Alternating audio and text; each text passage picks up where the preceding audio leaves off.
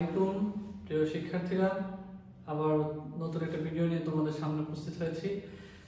আশা করি তোমরা সবাই ভালোই আছো। আল্লাহর রহমতে আমি ভালো আছি।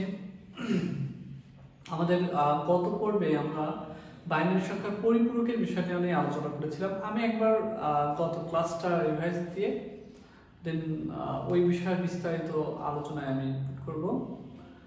দেখো, আমরা গত ক্লাসে পরিপূরক বিষয়টা কি বুঝেছিলাম। আমি আবার বলছি, পরিপূরকটা হলো কি, যখন বিয়োগের কাজ যোগের মাধ্যমে করানো হবে।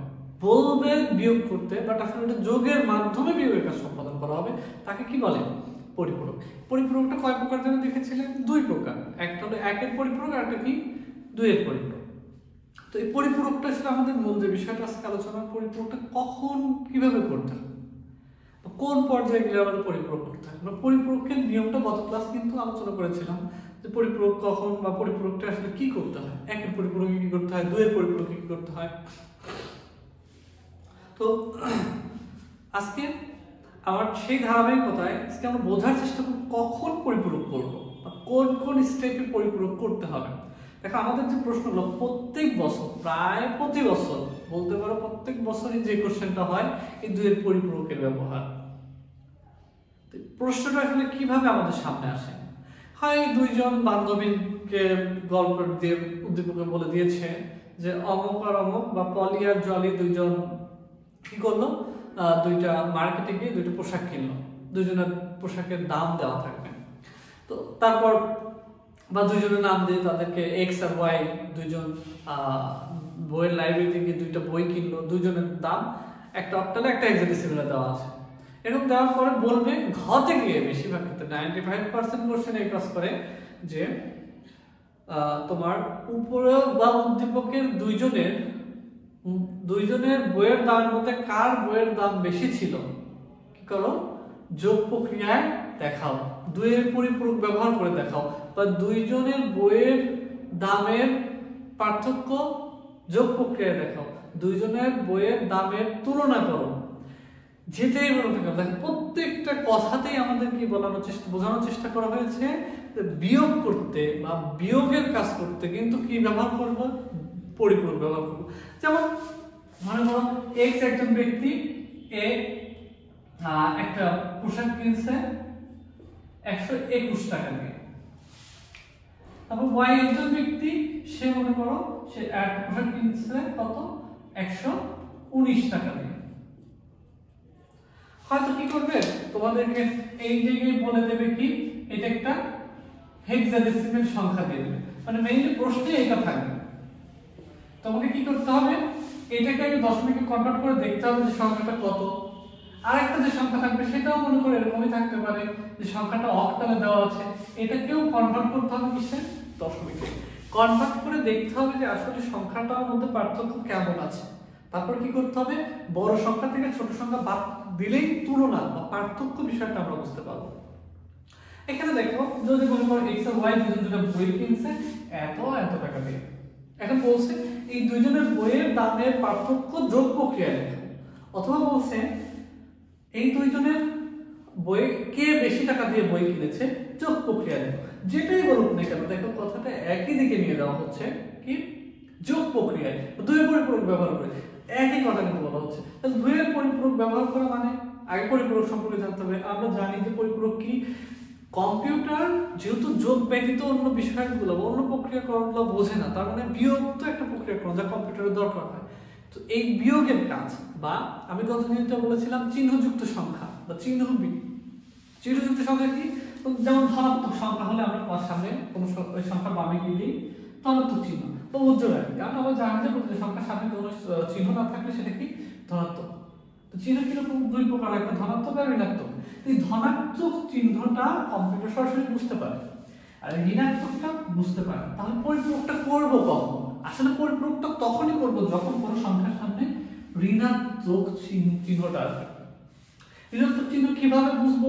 আমার তো কোনো জায়গায় দেওয়া থাকে না বা বলা থাকে না। আমরা প্রশ্নগুলোতে বেশিরভাগ ক্ষেত্রে দেখি যে কোনো জায়গায় বলা নেই যে কোথায় আসলে আমরা বিয়োগ চিহ্নটা ব্যবহার করবো।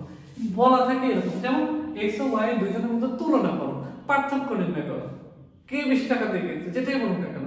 তখন আমরা পার্থক্যতে ছোটবেলা থেকে বিয়োগের কাছে শিখে এসেছি, কি করতাম, বড় সংখ্যা থেকে ছোট সংখ্যা বাদ দিতাম, তো দেখো সেই বাদ দেওয়ার সময় 121 থেকে 119 বাদ দেওয়া মানে 119 এর সামনে অটোমেটিক ঋণাত্মক চিহ্ন চলে আসা। তাহলে এটা কি চিহ্নযুক্ত সংখ্যা? ঋণাত্মক চিহ্নযুক্ত সংখ্যা। আর আমরা জানি ঋণাত্মক চিহ্ন কম্পিউটার বোঝে না, শুধু কম্পিউটার যেটা বুঝতে হলে কি করতে হবে, 2 এর পরিপূরক অর্থাৎ যোগ প্রক্রিয়া বোঝাইতে হবে।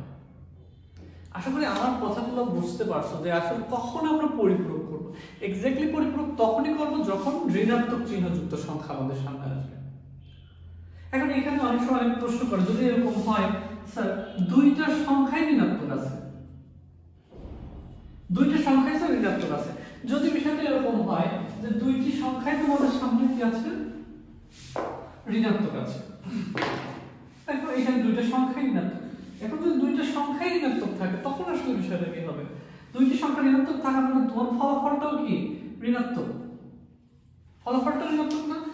আবার ওই সেম বিষয়, তোমার বেসিক ক্লিয়ার, তো কনসেপ্ট ক্লিয়ার রাখতে হবে যে ঋণাত্মক চিহ্নযুক্ত সংখ্যাকে আমরা কি করব, পরিপূরক করব।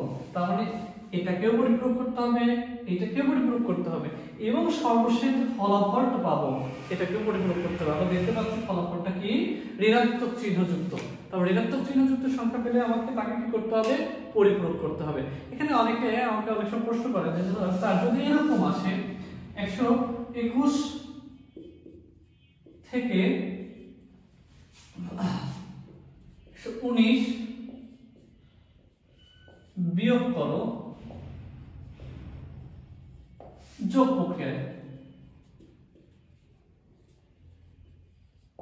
যদি এরকম প্রশ্ন তোমাদের সামনে আসে, মনে করো খতে দিয়েছে এত থেকে এত বিয়োগ করো যোগ প্রক্রিয়া, তাহলে প্রসেসটা কি আসছে, আমরা যদি এটাকে একটু ডিপলি বুঝি তাহলে আসলে সবগুলো বিষয় এখানে ক্লিয়ার হয়ে যাবে। যে 121 থেকে 119 কত, -119 বা 190 কি করতে বলছে, বিয়োগ করতে।